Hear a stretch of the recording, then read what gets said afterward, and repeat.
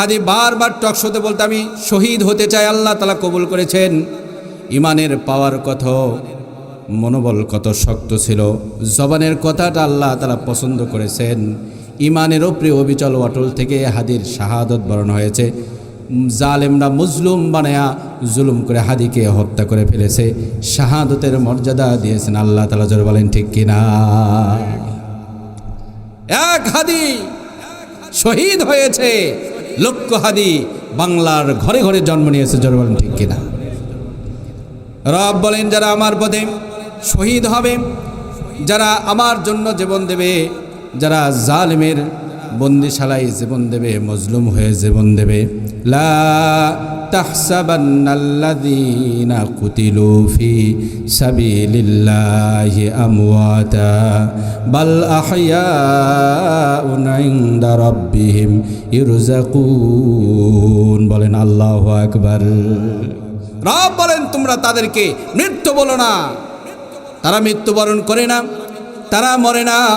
যারা আমি আল্লাহর রাস্তায় শহীদ হয়, যারা আমি আল্লাহর রাস্তায় জিহাদ করে আমার দিনকে টিকিয়ে রাখার জন্য যারা রণাঙ্গনে যায়, আমার দিনকে টিকিয়ে রাখার জন্য, আমার জমিনে আমার বিধান কায়েম করার জন্য, আমার কোরআনের হুকুমত বাস্তবায়ন করার জন্য রণাঙ্গনে যারা শাহাদত বরণ করে, তাদেরকে তোমরা মৃত্যু বলো না, বরং তারা তাদের রবের নিকটে জীবিত। চলে বলেন সুবহানাল্লাহ। সবচেয়ে উত্তম রিজিক পায়। রব বলেন যে যারা আমার রাস্তায় শহীদ হয়। সুবহানাল্লাহ বলেন। আমার ভাইরা, আল্লাহ পাক রব্বুল আলামিন জিহাদের মাধ্যমে দুনিয়ার জমিনে দিনকে কায়েম করেছেন, বাস্তবায়ন করেছেন, পরাজিত করেছে জালেম শাসকদেরকে। আল্লাহ তাআলা সাহায্য করেছেন, আল্লাহ তাআলা নসরত করেছেন, যার কারণে আল্লাহ পাক রব্বুল আলামিন মুসলমানদেরকে যুগে যুগে আল্লাহ তাআলা সফল করেছেন, বিজয় করেছে। বাংলাদেশের মুসলমান আমরা, বিজয়ের মাস চলে, ডিসেম্বর মাস বিজয়ের মাস। কি বলে? সেই 1947 যে সময় পাক ভারত একত্রিত ছিল, পূর্ব পাকিস্তান, ভারত এবং পাকিস্তান পুরো একটা দেশ ছিল। সে সময় ইংরেজ বিরোধী আন্দোলনে নেতৃত্ব দেয় ওলামায়ে কেরাম। ইংরেজদের সেই জুলুম, নির্যাতন, শোষণ, নিপীড়ন থেকে নিজেদেরকে রক্ষা করার জন্য যুদ্ধ বিগ্রহ, জেহাদ, ইংরেজদের বিরুদ্ধে জেহাদ ঘোষণা করা হয়।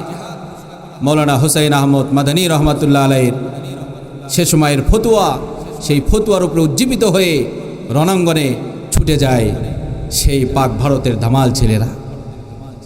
47 ইংরেজদের কবল থেকে আমরা মুক্তি পাই। আবার 71 আমাদের পূর্বপুরুষগণ, আমাদের বাপদাদারা 71 আবার সেই পাক ভারতের, পাকিস্তানের জুলুম, শোষণ, নির্যাতন থেকে, নিপীড়ন থেকে পূর্ব পাকিস্তান, যেটা বাংলাদেশ বর্তমানে স্বাধীনতা অর্জন করে। জোরে বলেন ঠিক কিনা? আমার ভাইরা, আল্লাহ পাক রব্বুল আলামিন বলেন, বারবার আমি মুসলমানদেরকে বিজয় করব, কিন্তু বিজয় তো করব, বিজয় আমি আল্লাহ তাআলা এমনি এমনি দেব না। বিজয় আমি আল্লাহ তাআলা দেব জানের বিনিময়ে, বিজয় আমি আল্লাহ তাআলা দেব জিহাদের বিনিময়ে। জোরে বলেন ঠিক কিনা? বিশ্বনবী জনাবে মুহাম্মদুর রাসূলুল্লাহ সাল্লাল্লাহু আলাইহি ওয়াসাল্লাম বলেন, জিহাদ এমন একটা ইবাদত, জিহাদ এমন একটা আমল, আল জিহাদু মাজিন ইলা ইয়াউমিল কিয়ামা, কিয়ামত সংগঠিত হওয়ার আগ পর্যন্ত আল্লাহর জন্য যুদ্ধ বিগ্রহ হবে, জিহাদের ময়দান কায়েম হবে। জোরে বলেন ঠিক কিনা? আল্লাহর জমিনে আল্লাহর দ্বীনকে প্রতিষ্ঠিত করার জন্য কিয়ামত পর্যন্ত হক বাতিলের লড়াই হইতেই থাকবে। জোরে বলেন ঠিক কিনা? বর্তমানে হচ্ছে, অতীতেও হয়েছে, বর্তমানে হচ্ছে, ভবিষ্যতেও হবে। আমাদের লড়াই অন্য কোনো কিছু নয়, আমাদের লড়াই মানুষের হক প্রতিষ্ঠিত করা, আমাদের লড়াই মানুষের অধিকার ফিরিয়ে দেওয়া, আমাদের লড়াই জুলুমকে নিঃশেষ করা, আমাদের লড়াই বৈষম্য দূর করা, আমাদের লড়াই বাংলার আপামর জনতার প্রত্যেকজন মানুষের জান মালের নিরাপত্তা রক্ষা করা। জোরে বলেন ঠিক করা? আমার ভাইরা, আল্লাহ পাক রব্বুল আলামিন বদরের প্রান্তরে নুসরত করেছেন, সাহায্য করেছেন আল্লাহ তাআলা। সাহাবা ইকরাম 313 জন, যাদের নিকটে অস্ত্র শস্ত্র কিছু নাই, নবীজি সাল্লাল্লাহু আলাইহি সাল্লাম সাহাবা ইকরামকে নিয়ে বদরের প্রান্তরে আসলেন। আবু জেহেল এক দলের নেতৃত্ব দেয়, কাফেরদের নেতৃত্ব দেয় আবু জেহেল। জনাবে মুহাম্মদুর রাসূলুল্লাহ সাল্লাল্লাহু আলাইহি সাল্লাম নেতৃত্ব দেন মুসলমানের। প্রথম আলোচনা হইল কাফেরদের একজন, মুসলমানদের একজন। কাফেরদের মধ্যে থেকে উতবা সামনে এসেছে, মুসলমানদের মধ্যে থেকে হযরতে হামজা রাদিয়াল্লাহু আনহু সামনে এসেছেন। আল্লাহু আকবার বলেন। দুইজনের মধ্যে লড়াই শুরু হয়ে গেল। আল্লাহ পাক রব্বুল আলামিন নবীজির চোখের পানি আর কান্নার বিনিময়ে সর্বপ্রথম বিজয় দিলেন উতবাকে। হযরতে হামজা রাদিয়াল্লাহু আনহু ধরাশায়ী করে জমিনের মধ্যে কতল করে ফেললেন। উতবাকে কতল করে ফেললেন হযরত হামজা রাদিয়াল্লাহু আনহু। সর্বপ্রথম বিজয় আল্লাহ তাআলা দিলেন। কোরআনে কারিমের মধ্যে আল্লাহ তাআলা বলেন যে না, এই হত্যা হামজা করে নাই। সূরা আনফালের মধ্যে রব বলেছেন এই হত্যা আমি আল্লাহ তাআলা নিজে করেছি। জোরে বলেন সুবহানাল্লাহ। আমার ভাইরা, দ্বিতীয় নম্বরে সাইবা এসেছে কাফেরদের। নবীজি সাল্লাল্লাহু আলাইহি ওয়াসাল্লাম হযরতে আলী কারামাল্লাহু ওয়াজহুকে বললেন, আলী যাও। আলী রাদিয়াল্লাহু আনহু আসলেন, সাইবাকে ধরাশায়ী করে ফেললেন। সাইবা জমিনের মধ্যে লুটে পড়ে গেল, তার জীবনটা শেষ হয়ে গেল। আলী রাদিয়াল্লাহু আনহু তলোয়ারের এক আঘাতেই সাইবাকে হত্যা করে ফেললেন। নসরত করেছেন কে? আলীর শরীরের মধ্যে আল্লাহ তাআলা এমন শক্তি দিয়েছিলেন, এমন শক্তি আলী রাদিয়াল্লাহু আনহুর শরীরের মধ্যে আল্লাহ তাআলা দিয়েছিলেন, এক আঘাতেই সাইবাকে ধরাশায়ী করে ফেলেছেন। রব বলেন যে না আলী, তুমি সাইবাকে মারো নাই, বরং আমি আল্লাহ তাআলা ফেরেশতা পাঠায়া দিয়া আলী সাইবাকে হত্যা করেছি। আমার ভাইরা, বিশ্বনবী জনাবে মুহাম্মদুর রাসূলুল্লাহ সাল্লাল্লাহু আলাইহি ওয়াসাল্লাম তৃতীয় নম্বরে পাঠালেন হযরত আবু উবাইদা রাদিয়াল্লাহু আনহুকে। আবু উবাইদা যাও।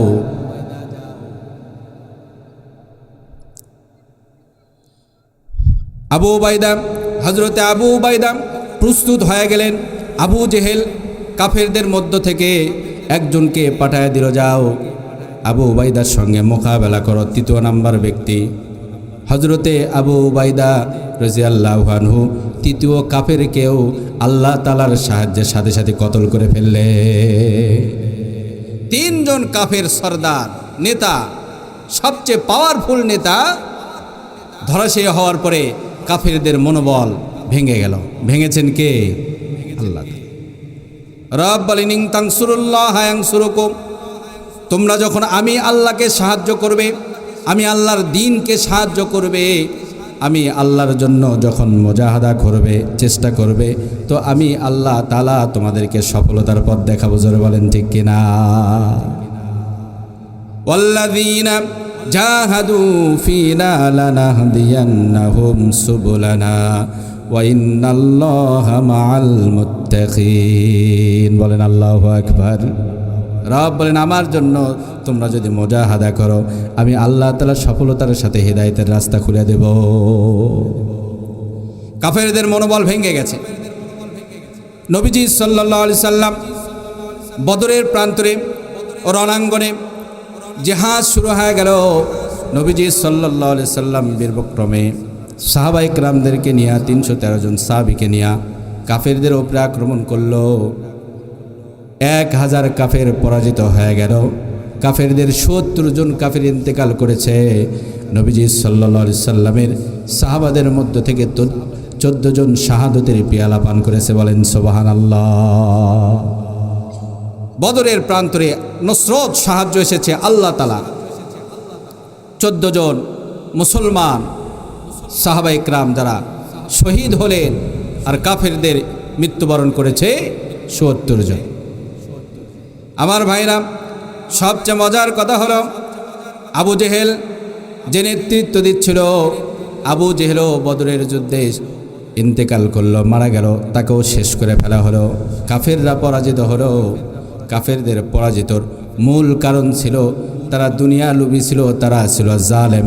রব বলেন ইন্নাল্লাহা লা ইফলিহুজ জালিমিন। আল্লাহু আকবার বলেন। রব বলেন কোনোদিন আল্লাহর জমিনে, আমার জমিনে জালেম যারা, তারা কখনোই সফলকাম হতে পারবে না, তারা কখনোই জয়ী হতে পারবে না।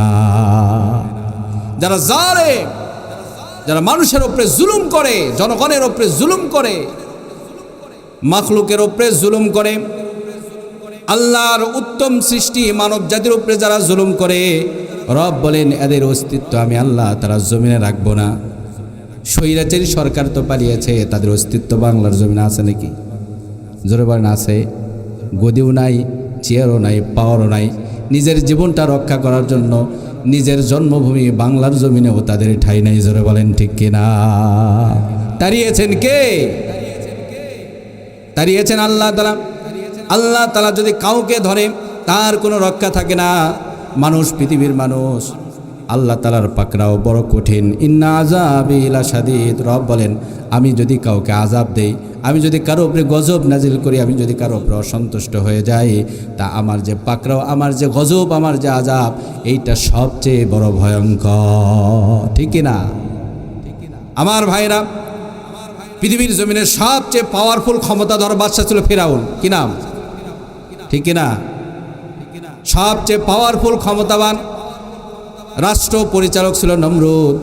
রব বলেন যে ফিরাউন নিজেকে খোদা বলে দাবি করেছে, ফিরাউনও রক্ষা পায় নাই, নমরুদও রক্ষা পায় নাই। ফিরাউনকে মেরেছি পানির মধ্যে, নমরুদকে মেরেছি মশা দিয়া। পৃথিবীর ইতিহাস সাক্ষ্য বহন করে জালেমরা জুলুম করে আল্লাহর সঙ্গে নাফরমানি করে তার জমিনে সেই মসনদে কোনোদিন টিকে থাকতে পারবে না। জোর বলেন ঠিক কিনা? ফিরাউন টিকতে পারে নাই। ফিরাউন, মিশরের বাদশা ফিরাউন, কত ক্ষমতা তার! রব আল্লাহ পাক তাকে দেহ দিয়েছিলেন, এত সুন্দর টগরা দেহতা, সুঠাম দেহের অধিকারী ফিরাউন। ইতিহাসের কিতাব বলে জ্বর সর্দি কোনোদিন হয় নাই ফিরাউনের শরীরের মধ্যে, কোনোদিন ঘামাসে ওঠে নাই, ফোড়া ওঠে নাই, ছোট্ট থেকে ছোট্ট ব্যথা পর্যন্ত ফিরাউনের শরীরে হয় নাই। নাক দিয়ে কোনোদিন সর্দি লাগার পানি আসে নাই, কোনোদিন মাথা গরম হয় নাই, জ্বরের তাপে কোনোদিন মাথা গরম হয় নাই। সেই ফিরাউন ক্ষমতা বলে নিজেকে খোদা বলে দাবি করেছে। ফিরাউন বলে আমি সবচেয়ে বড় খোদা, আমার চেয়ে বড় খোদা পৃথিবীর জমিনে আর কেউ নাই। ফিরাউন মিশরের মানুষের উপরে জুলুম করে, নির্যাতন করে। ফিরাউন জানতে পেরেছে তার খোদাই নষ্ট করার জন্য একজন বালক, ছোট্ট বালক পৃথিবীতে আসবে, যার গর্ভে সন্তান দেখে প্রত্যেকজন গর্ভবতী মাকে ডেকে এনে তার গর্ভ তালাশ করে, তার গর্ভের ভেতরে ছেলে সন্তান আছে কিনা। ছেলে সন্তান যদি পায়, ছেলে সন্তান পাইলে তাকে কতল করে ফেলে, কারণ তার মধ্যে ভয় আছে যে আমি তো খোদা নই, খোদা তো একজন আছে যে আমাকে বানিয়েছে। জোরে বলেন ঠিক কিনা? ফিরাউন নিজেও জানে যে আমি তো খোদা নই, আমিও মাখলুক, আল্লাহ আমাকে বানিয়েছে। পুরো পৃথিবী যিনি বানিয়েছেন, পুরো পৃথিবী যিনি চালায়, যার কথায় পুরো পৃথিবী চলে, তিনি একজন, তিনি লা শারিক, তিনি আল্লাহ। আমার ভাইরা, ফিরাউন খোদা নয়, ফিরাউন মানুষ। ফিরাউনের রাজত্বের কোনো দাম নাই, ফিরাউনের কোনো ক্ষমতা নাই। সব ক্ষমতার মালিককে। ইন্নাল্লাহা আলা কুল্লি শাইইন কাদির। লিল্লাহি তাকবীর। সব ক্ষমতার অধিকারীকে। রব বলে সব কিছুর উপরে আমার ক্ষমতা চলে। নীল নদে পানি নাই, মানুষরা ফিরাউনের কাছে দৌড় দিয়েছে, আপনি না খোদা। নীল নদের মধ্যে পানি নাই, আমরা তো পিপাসায় কাতর। নীল নদের মধ্যে যদি আজকে এই পানি না আসে, কষ্টে পড়ে যাব আমরা, আমাদের পশু পাখিগুলো পিপাসা, আমরা নিজেরাও পিপাসার, তো পানির ব্যবস্থা করে দেন। ফিরাউন দরবারের একজন পাহারাদার, একজন বডিগার্ডকে সাথে নিয়ে একটা ঘোড়া নিয়ে পাহাড়ের দিকে রাত্রেবেলা ঘোড়া ছুটিয়েছে। পাহাড়ের দিকে রাত্রেবেলা ঘোড়া ছুটিয়ে পাহাড়ের নিচে দেহরক্ষীকে বলে ঘোড়া নিয়ে অপেক্ষা করো, পাহাড়ের ওপরে কাজ আছে, আমি একটু আসি।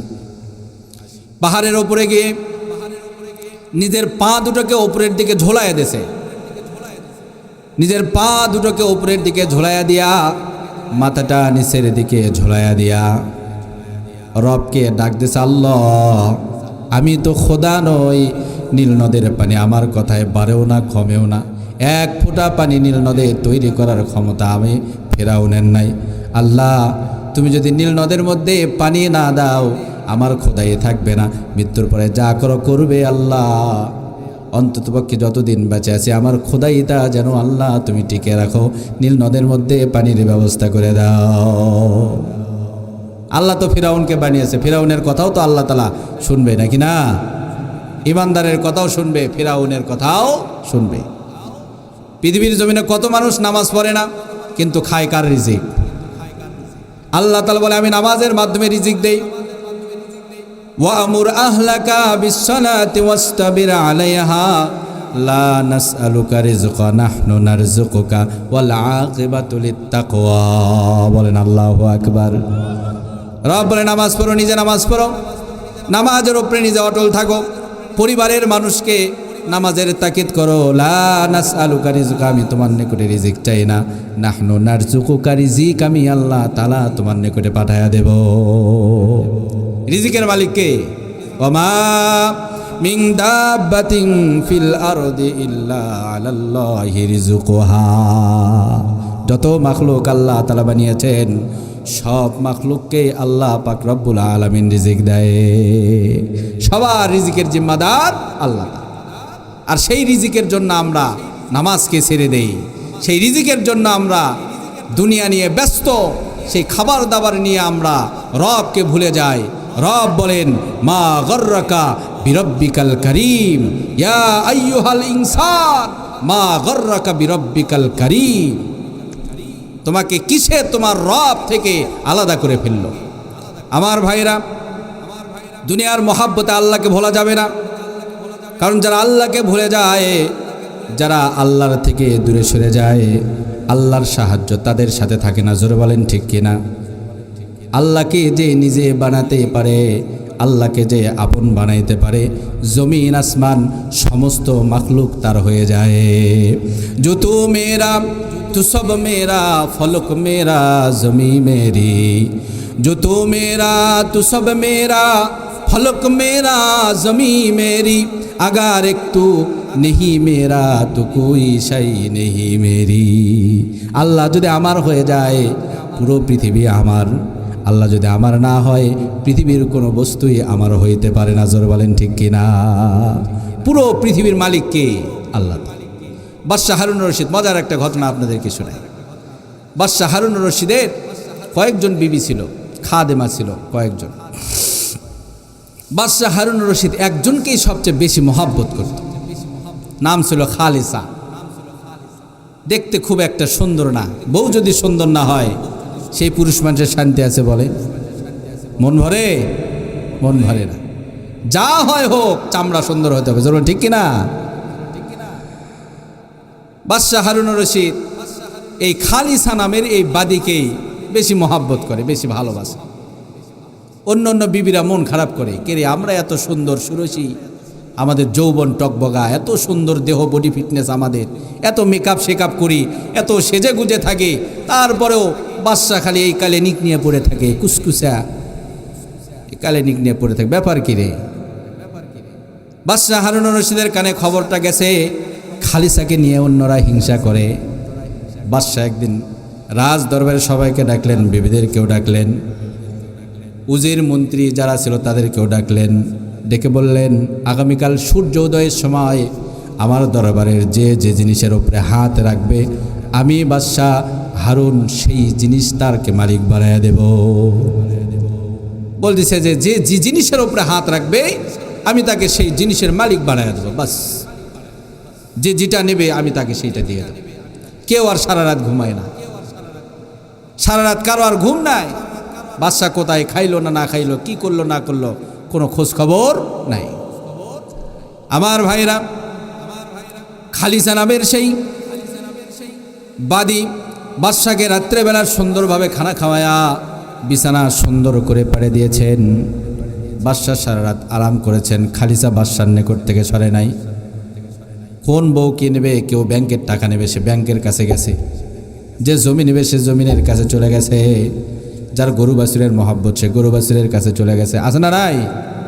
বিয়ে হওয়ার সাথে সাথে বউরা এসে বলবে আমার ভবিষ্যৎ কি, জোর বলেন ঠিক কিনা? আমার ভবিষ্যৎ কি? স্বামীকে সাথে সাথে বলবে তুমি যদি এখনই মারা যাও আমার ভবিষ্যৎ কি? ব্যাংকের একটা অ্যাকাউন্ট করো আমার নামে, একটা ডিপিএস করো। স্বামী যদি বলে কেবল আসলে মাত্র একটু ধৈর্য ধরো, লাগে যায় ক্যাসাল, জোর বলেন ঠিক কিনা? আছে না নাই? আবার ভালো মহিলাও আছে, যে খাটাস সব বউ যে খাটাস তা না, কিছু ভালো মহিলাও আছে। আমার ভাইরা, সকালবেলা সূর্যোদয়, কারো চোখে ঘুম নাই, খালিসা নিজেও আরাম করে, বাদশাহ হারুন রশিদকেও মাথায় হাত বুলায় আরাম করতে দেয়। সকালবেলা হয়েছে, ঘুম ভেঙে গিয়েছে। সকালবেলা ওঠার পরে যে যার মতো এক একটা জিনিসের উপরে হাত রেখেছে। বাদশাহ হারুন রশিদ সকালবেলা ব্রেকফাস্ট করে নাস্তা করে রাজ দরবারে এসে বসেছেন। খালিসা হাঁটি হাঁটি পায়ে পায়ে মিটি মিটি পায়ে বাদশাহ হারুন রশিদের বাম পাশে আছে দাঁড়িয়েছে। বাদশাহ বলে খালিসা দেখো, তাকিয়ে দেখো, তুমি তো বোকা, তুমি তো চালাক নও, সবাই তো এক একটা জিনিসের মালিক হয়ে গেল, তুমি তো কোনো জিনিসের ওপরে হাত রাখলা না, তুমি তো কোনোটার মালিক হতে পারলে না। আমার ভাইরা, আমরা তো তাকে চালাক মনে করি যার সম্পদ বেশি, জোরবান ঠিক কিনা? যে জনগণের টাকা মেরে বিদেশে পাচার করেছে আমরা তাকে চালাক বলি, ঠিক কিনা?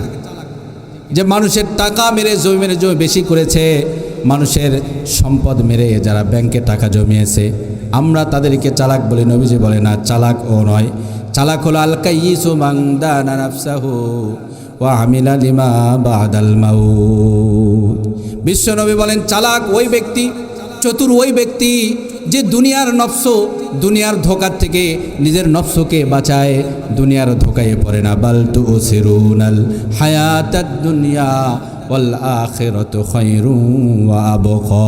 আল্লাহু আকবার বলেন। আল্লাহ পাক রব্বুল আলামিন কোরআনে কারিমের মধ্যে বলেন দুনিয়া মানুষকে ধোকা দেয়, দুনিয়ার রং চং বেশি, দুনিয়ার জিনত বেশি, সৌন্দর্যতা বেশি, কিন্তু এই সৌন্দর্যতার কোনো দাম নাই, এই সৌন্দর্যতার কোনো মূল্য নাই। এই সৌন্দর্যতা মরুভূমির চিক চিক করা বালুদানার মতো, যেটা সোনাও নয়, যেটা পানিও নয়। মরুভূমির মধ্যে বালু চিকচিক করে, যখন রোদ পড়ে আপনারাও দেখবেন যেখানে বালু রাখা হয় বালু চিকচিক করে, ঠিক না বেঠি? আমার ভাইরা, নবীজি সাল্লাল্লাহু আলাইহি ওয়াসাল্লাম বলে যে চালাক ওই ব্যক্তি যে নিজের নফসকে দুনিয়ার ধোকার থেকে বাঁচায় আর পরকালের জন্য নেক আমল করে। আর আমরা চালাক মনে করি কাকে? আমরা চালাক মনে করি যার ব্যাংকে টাকা বেশি। যার ব্যাংকে টাকা বেশি ওর হিসাব আছে না নাই? যার টাকা কম তার হিসাবও 500 বছর আগে, যার টাকা নাই সে জান্নাতে যাবে, সুবহানাল্লাহ বলে। বাংলাদেশের হুজুররা সব জান্নাতি, সুবহানাল্লাহ বলে, কারণ এদের টাকা নাই, এদের ব্যাংক ব্যালেন্স নাই। এদেরকে বেতন দেয় আমরা 3000, 4000, 5000, 10,000, যা বউ বাচ্চা নিয়ে ভালো মতো খাইতেও পারে না, ঠিক কিনা? বাংলাদেশের সব উলামা একরাম যারা মজলুম, সব উলামা একরাম যারা বঞ্চিত, সব উলামা একরাম যারা বৈষম্যের শিকার, যারা ফাউন্ডেশনের চাকরি করে, সরকারি ফাউন্ডেশন, তারপরও 3 মাস পরে বেতন আসে, বাকি 6 মাসের বেতন বাকি, সংসারে এদের চলে কিভাবে? আমার ভাইরা, বিশ্বনবী জনাবে মুহাম্মদুর রাসূলুল্লাহ বলেন পরকালের জন্য যে বেশি বেশি নেক আমল করে সে হলো চালাক, আর নিজের নফসকে দুনিয়ার ধোকার থেকে যে বাঁচায় সে হলো চালাক। বাদশাহ হারুন রশিদ বলে তুমি তো কোনো কিছুর মালিক হতে পারলে না। খালিসা বলে আপনার মাথার উপরে হাত রাখলাম, আপনি গতকালকের ওয়াদা যদি ঠিক রাখেন। বাদশাহ আপনি গতকাল ওয়াদা করেছেন সূর্য উদয়ের পরে যে যে জিনিসের উপরে হাত রাখবে সেই জিনিসের মালিক হয়ে যাবে। বাদশাহ আপনার ওয়াদা যদি ঠিক থাকে, ওরা যদি স্বর্ণের মালিক হতে পারে, ওরা যদি রাজপ্রাসাদের মালিক হতে পারে, আপনার মাথার উপরে হাত রাখলাম। বাদশাহ বলেন আমি আপনার মালিক হয়েছি কিনা? লিল্লাহি তাকবীর। খালিসা বলে আপনি বাদশাহ, আমি আপনার মাথায় হাত রেখেছি, আপনার ওয়াদা যদি ঠিক থাকে এই মুহূর্তে আমি কিসের মালিক? বাদশা বলে যে তুমি আমার মালিক, আমি তোমার অধীনস্থ। जो तू मेरा तू सब मेरा फलक मेरा जमी मेरी अगर एक तो नहीं मेरा तो कोई शई नहीं मेरी। আল্লাহ যদি আমার হয়ে যায়, খালিসার মতো বাদশাহ হারুন রশিদ খালিসার হয়ে গেছে, তার মানে তার বাদশাহী পুরোটা খালিসার। জোরে বলেন ঠিক কিনা? বাদশাহ যদি আমার হয়ে যায় তো এই রাষ্ট্র পুরোটাই আমার, ঠিক কিনা? আল্লাহ যদি আমার হয়ে যায় সব কিছু আমার হয়ে যাবে। জোরে বলেন ঠিক কিনা? এই জন্য আল্লাহকে আপন বানাইতে হবে। ফিরাউন সেই যে নীল নদে পানি নাই, তো ফিরাউন আল্লাহকে ডাক দিছে, আল্লাহ আমি তোমার মাখলুক, তুমি আমাকেও বানিয়েছো। আল্লাহ নীল নদে পানি তৈরি করার কোনো ক্ষমতা আমার নাই, কারণ পৃথিবীর সব কিছুর মালিক আল্লাহ তাআলা। আল্লাহ পাক রব্বুল আলামিনের হুকুমেই সূর্য উদিত হয়, আল্লাহর হুকুমেই সূর্য ডোবে, আল্লাহর হুকুমে চন্দ্র ওঠে, চন্দ্র ডোবে, আল্লাহর হুকুমেই রাত্র হয়, দিন হয়। এগুলো পরিবর্তন করার ক্ষমতা কোনো মানুষের নাই। জোরে বলেন ঠিক কিনা? পৃথিবীর সব বিজ্ঞানীরা একত্রিত হয়ে যদি ধান বানাইতে চায় পারবে না। বানাই কে? জোরে বলেন আল্লাহ তাআলা বানায়। একটা আম যদি বানাইতে চায় পারবে না। আমের পাতা যদি বানাইতে চাই পারবে না। সব কিছুর মালিক আল্লাহ তাআলা। এগুলো বানিয়েছেন কে? ফিরাউন আল্লাহকে বলে, আল্লাহ তুমি মালিক, আমার কোনো ক্ষমতা নাই, আমি খোদা নই, তুমি খোদা। নীল নদে পানির ব্যবস্থা করে দাও। আল্লাহ পাক রব্বুল আলামিন জিব্রাইলকে ডাক দিয়ে বলে, জিব্রাইল বড় একটা সুযোগ এসেছে, যাও ফিরাউনের কাছে যাও, সাদা একটা কাগজ নিয়ে যাও, একটা কলম নিয়ে যাও। ফিরাউন এ সময় খুশি আছে, ফিরাউনের থেকে একটা ওয়াদা নাও। ফিরাউনকে গিয়া বলবা, যেই গোলাম তার মালিকের কথা শুনে না, যেই গোলাম তার মালিকের অনুগত্য করে না, তার শাস্তি কি হইতে পারে? ফিরাউনের কাছে জিবরাইল চলে আসছে একটা কাগজ নিয়ে। ফিরাউন পাহাড় থেকে নামতেছে, আগন্তুককে দেখে, অপরিচিত একজনকে দেখে বলে, তুমি কে, কোথার থেকে আসলে? আমি যা আল্লাহর সঙ্গে বোঝাপড়া করলাম, যা চাইলাম, এইটা আবার তুমি জেনে গেছো কিনা? আমি কি করলাম এখানে তুমি দেখেছো কিনা? ভয় আছে কিনা? আর চোর তো কি, চোর তো ভয় তো ভেতরে আছে। এখানে আল্লাহর সঙ্গে আমি কি করলাম এ যদি জেনে যায় যে আমার উপরেও এক আল্লাহ আছে, আমার খোদাই তো টিকে থাকবে না। বলেন আমি কেবলমাত্র আসলাম, বলে খুশির একটা সংবাদ নিয়ে এসেছি। ফিরাউন বলে, কি খুশির সংবাদ বলো? জিবরাইল বলে, খুশির সংবাদ বলবো, তার আগে আপনি আমাকে বলেন, কাগজ একটা নিয়ে এসেছি। খুশির সংবাদ হলো নীল নদের মধ্যে পানি এসে গেছে। খুশির সংবাদ তো পাইছেন, এবার কাগজের মধ্যে আমি একটা জিনিস লিখতে চাই, লিখে চাই। আমি খুশির সংবাদ যেহেতু নিয়ে এসেছি, কাগজের মধ্যে একটু লিখে দেন, যে গোলাম তার মালিকের কথা শোনে না, যে গোলাম তার মালিককে চেনে না, দম্ভ ভরে অহংকারে তার মালিককে পরিত্যাগ করে, মালিকের সঙ্গে বিরোধিতা করে, বেট্রাই করে, মালিককে অস্বীকার করে, তাকে আপনি কি শাস্তি দেবেন? তার শাস্তি কি হইতে পারে? ফিরাউন কাগজের মধ্যে লিখে দেয়, আমি ফিরাউন তাকে নীল নদের পানির মধ্যে চুবায়া চুবায়া মারব। জোরে বলেন ঠিক কিনা? ফিরাউন লিখে দিছে যে আমি তাকে নীল নদের পানির মধ্যে চুবায়া চুবায়া মারব, যদি কেউ মালিকের কথা না শুনে, তার খোদার কথা না শুনে, তার রবের কথা না শুনে।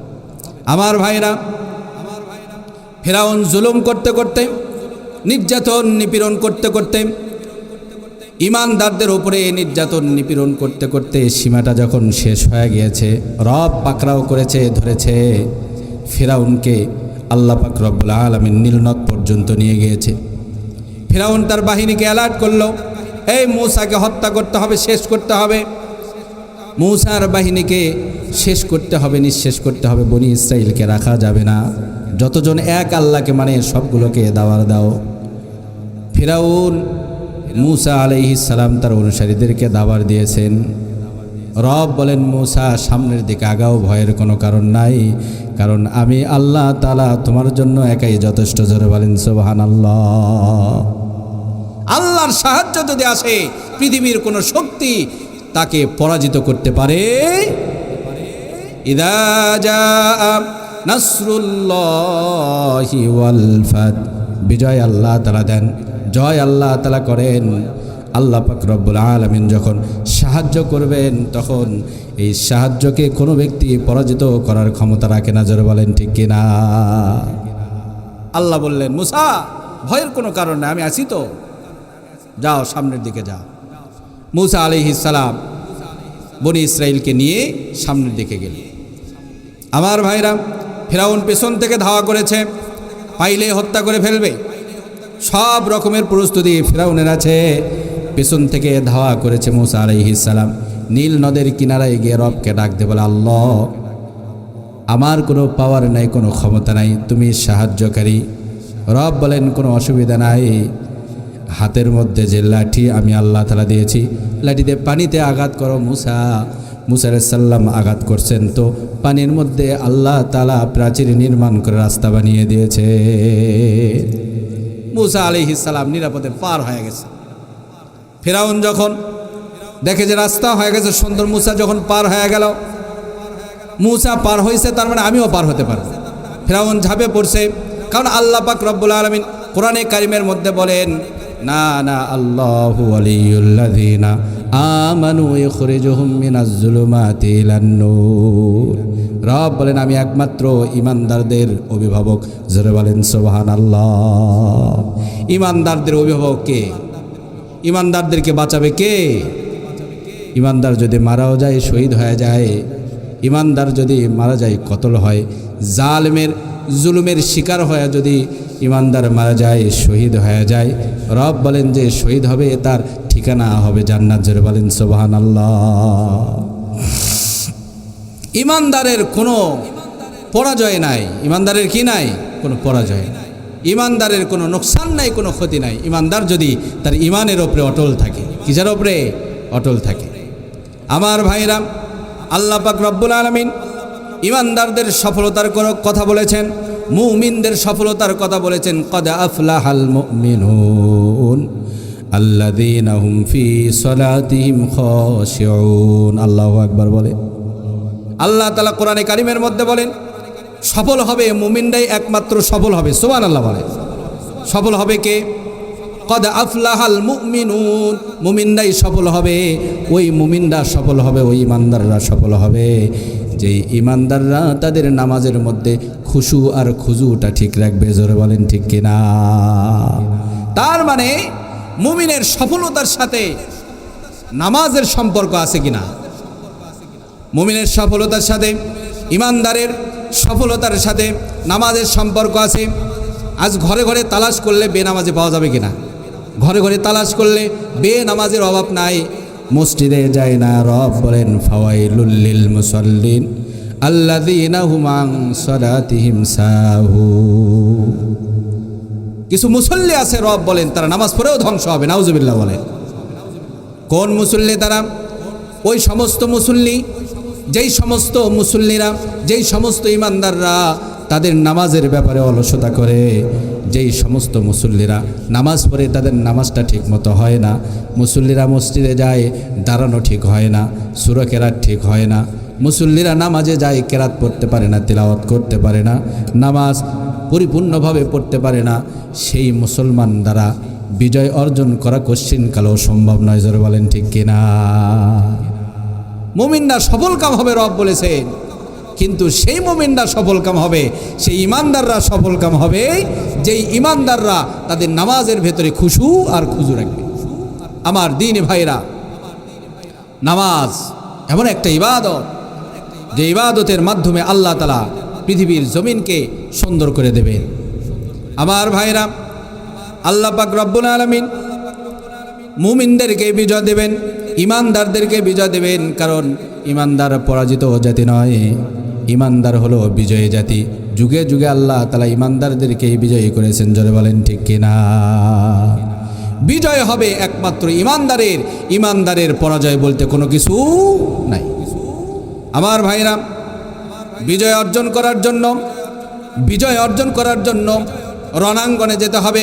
বিজয় অর্জন করার জন্য, আল্লাহর জমিনে দিন কায়েমের জন্য, দিনকে প্রতিষ্ঠিত করার জন্য শুধুমাত্র বসে থাকলে হবে না, নামাজ পড়লে হবে না, বরং আল্লাহর জমিনে দিনকে জিন্দা করার জন্য জিহাদের ময়দানেও ঝেঁপে পড়তে হবে। জোরে বলেন ঠিক কিনা? জিহাদের ময়দান, বর্তমান জিহাদের ময়দান মানে যে তলোয়ার নিয়ে একবারে রণাঙ্গনে যায় একজনকে কতল করতে হবে তা নয়, বরং নবীজি সাল্লাল্লাহু আলাইহি ওয়াসাল্লাম হাদিস শরীফের মধ্যে বলেছেন, আফজালুল জিহাদ, উত্তম জিহাদ হলো কালিমাতুন হাক্কিন আনি জালেম, জালেমের সামনে হক কথা বলাটাই হলো সবচেয়ে বড় জিহাদ। জোরে বলেন ঠিক কিনা? নবীজি সাল্লাল্লাহু আলাইহি ওয়াসাল্লাম বলেন সবচেয়ে বড় জিহাদ হলো হক কথা বলা। কি বলা? হক কথা বলা। জালিমের সামনে দাঁড়িয়ে যে বলবে তুমি জালেম, তুমি নির্যাতন করো, জালেম কখনো মজলুমের উপরে জুলুম করে জয় হতে পারে না, পরাজিত হয়ে যাবে। যখনই জালেমরা মাথা চাড়া দিয়ে উঠবে, তখনই যে দাঁড়ায়া যাবে মীর মুগ্ধের মতো, তখনই যে দাঁড়ায়া যাবে আবু সাঈদের মতো, তখনই যে দাঁড়ায়া যাবে আমাদের ভাই ওসমান হাদির মতো দাঁড়ায়া যাবে, নিজের জীবনকে বিলীন করে দিয়ে সত্যের পথে অটল অবিচল থাকবে। তারাই হলো জিহাদকারী, তারাই হলো মুজাহিদ। নবীজি বলেন প্রত্যেক মুজাহিদের জন্য আল্লাহ তাআলা জান্নাতের মধ্যে 100টা মর্যাদা রেখেছেন। জোরে বলেন সুবহানাল্লাহ। কয়টা মর্যাদা? প্রত্যেক মুজাহিদের জন্য 100 মর্যাদা রেখেছেন। নবীজি সাল্লাল্লাহু আলাইহি ওয়াসাল্লাম বলেন, সাহাবা ইকরামকে বললেন প্রত্যেক জিহাদকারী মুজাহিদের জন্য 100 মর্যাদা। তবে তোমরা দোয়া করার সময় রবকে বলবে, আল্লাহ জান্নাতের সবচেয়ে বড় যে মর্যাদা জান্নাতুল ফিরদাউস আমাদেরকে নসিব করেন। জোরে বলেন সুবহানাল্লাহ। জান্নাতুল ফিরদাউস আল্লাহ পাক রব্বুল আলামিন বানিয়েছেন, ইন্নাল্লাযীনা আমানু ওয়া আমিলুস সালিহাতি কানাত লাহুম জান্নাতুল ফিরদাউসি নুজুলা খালিদিনা ফিহা লা ইয়াবগুনা আনহা হিওয়ালা। আল্লাহু আকবার বলেন। আল্লাহ পাক বলেন ঈমান আছে, ঈমানের সাথে নেক আমল যে করবে, নেক আমল নিয়া কবরে যে আসবে, আমি আল্লাহ তাআলা এই ঈমান নিয়ে নেক আমল করে কবরে আসনেওয়ালাকে আমি আল্লাহ তাআলা জান্নাতুল ফিরদাউস নসিব করব। বলেন সুবহানাল্লাহ। আমার দিনে ভাইরা, সূরা নাসর আমি তিলাওয়াত করেছি। সূরা নাসরের মধ্যে আল্লাহ পাক রব্বুল আলামিন বিজয়ের কথা বলেছেন, সাহায্যের কথা বলেছেন। বিজয় যখন অর্জন হয়ে যায়, বিজয় যখন আসে, তখন 3টা কাজের কথাও আল্লাহ তাআলা বলেছেন। সুবহানাল্লাহ বলেন। আমার ভাইরা, আল্লাহ পাক রব্বুল আলামিন বলেন তোমাদেরকে আমি বিজয় দেই, তোমাদেরকে আমি জয়ী করি, তোমাদেরকে আমার সাহায্য জয় করে। যখন তোমরা জয়ী হয়ে যাবে, বিজয় হয়ে যাবে, 3টা কাজ করবে। ফাসাব্বিহ বিহামদি রাব্বিকা ওয়াস্তাগফির ইন্নাহু কানা তাওয়াবা। আল্লাহু আকবার বলেন। রব বলেন 3টা কাজ তোমাদেরকে করতে হবে বিজয় ধরে রাখার জন্য। কয়টা কাজ করতে হবে জোরে বলেন? 3টা কাজ করতে হবে। 71 বিজয় হয়েছে বাংলাদেশের, 24 বিজয় হয়েছে বাংলাদেশের। এই বিজয় যদি আমরা ধরে রাখতে চাই, রব বলেন 3টা কাজ করতে হবে। নাম্বার 1, ফাসাব্বিহ, তুমি তোমার রবের তাসবিহ পড়বে। কার তাসবিহ পড়তে হবে বলেন? রবের তাসবিহ পড়তে হবে, বেশি বেশি জিকির করতে হবে, তাসবিহ পড়তে হবে রবের। ফাসাব্বিহ বিহামদি, এবং আল্লাহ তাআলা প্রশংসা করতে হবে। প্রশংসার উপযুক্ত একমাত্র আল্লাহ তাআলা। আলহামদুলিল্লাহি রাব্বিল আলামিন, প্রশংসার উপযুক্ত একমাত্র কে? সব প্রশংসার উপযুক্ত একমাত্র আল্লাহ তাআলা। আমার ভাইরা, 3 নম্বরে রব বলেন, 3 নম্বর তোমাকে যে কাজটা করতে হবে, ওয়াস্তাগফির, যে রব তোমাকে বিজয় দিয়েছে, যে রব তোমাকে বিজয় এনে দিয়ে এসে সাহায্য করেছে, সেই রবের নিকটে কৃতকর্মের উপরে লজ্জিত হয়ে, গুনার উপরে লজ্জিত হয়ে তওবা করতে হবে, ইস্তেগফার করতে হবে। ইন্নাহু কানা তাওয়াবা, নিশ্চয় আল্লাহ তাআলা উত্তম তওবা কবুলকারী। বলেন সুবহানাল্লাহ। উত্তম তওবা কবুলকারী আল্লাহ তাআলা। এই জন্য বিজয়কে যদি কেউ টিকিয়ে রাখতে চায়, আমরা 24 বিজয়কে যদি টিকিয়ে রাখতে চাই, 3টা কাজ আমাদেরকে করতে হবে। হুকুম করেছেন কে? 71 বিজয় ডিসেম্বর মাসে হয়েছে, 24 বিজয় আমরা পেয়েছি। কিন্তু এই বিজয় পাওয়ার পরে আবার যে জুলুম বাংলার জনগণের ওপরে হচ্ছে, এই জুলুম কখনোই আল্লাহ তাআলা মেনে নেবে না। জোরে বলেন ঠিক কিনা? আল্লাহও মেনে নেবে না, বাংলার জনগণও মেনে নেবে না। 1 হাদি শহীদ হয়েছে, 1000 লক্ষ হাদি তৈরি হবে। 1 মুগ্ধ ইন্তেকাল করে শহীদ হয়েছে, 1000 মুগ্ধ তৈরি হবে।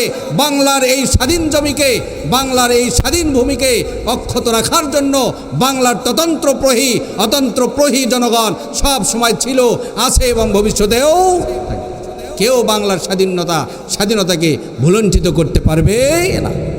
আমরা দাসত্ব করে একমাত্র আল্লাহ কেউ আমাদেরকে বান্দা হয়ে দাসত্বের শিকার করতে পারবে না।